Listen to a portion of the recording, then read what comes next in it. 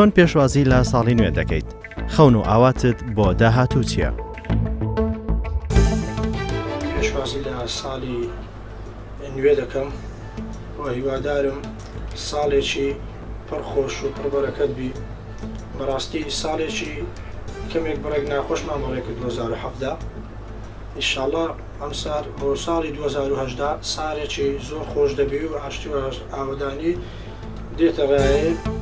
لەگەڵ هاتین 2018 ئیتر کۆتایی بە وەسع بێتن و خەڵک لە خۆشی و شادیدا بژیتن و بتوانین ببین بە خاوەن ئاڵایەکی سەربەخۆ، بتوانین لە کوردستانێکی ئازاددا یەکپارچەی برایەتی بە هەموو شێوەکدا بپارێزین و ببین بە خاوەن و ئاڵایی کە خوێنی هەزارها شەهید و ڕۆڵی ئەم وڵاتی تێدا ژیاوە.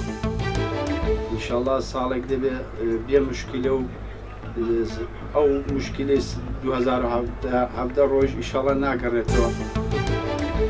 هیوادارم ساڵی 2018 ساڵێک بێت پڕ لە خۆشی و باری دارایی خەڵک بگەڕێتەوە و باش بێتن. هیوادارم لە ساڵی 2018 سیاسیەکان پێکەوە ڕێک بکەون، ببنە یەک دەنگ و یەک هەڵوێست بۆ خاتری و میلەتە.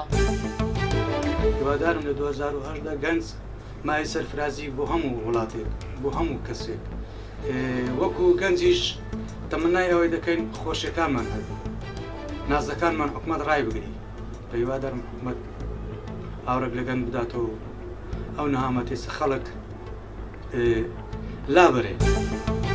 هیوادارم ساڵی نوێ ساڵێکی پڕ لە خۆشی و خێر و بەرەکەت و ئاشتی و تەبایی بێ بۆ هەموو جیهان، بە تایبەتیش بۆ خەڵکی کوردستان.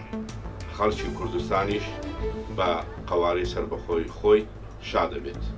هیوادارم ساڵی ئایندە ساڵێکی پڕ لە خۆشی و بەختەوەری بێت، ساڵێک بێت خەڵکی کوردستان بە هەموو مافڕەوایەکانی شاد بێت.